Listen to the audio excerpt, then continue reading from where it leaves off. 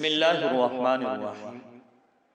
آج جو ہم مسئلہ پڑھیں گے وہ یہ ہے کہ کسی نے پوچھا ہے کہ ایک ماں سے جنم شدہ مردہ بچہ، یعنی جو بچہ مردہ پیدا ہو، کیا جنت یا آخرت میں وہ اٹھے گا؟ کیونکہ زندہ بچے تو ضرور آخرت میں اٹھیں گے۔ اس کے بارے میں وضاحت فرما دی۔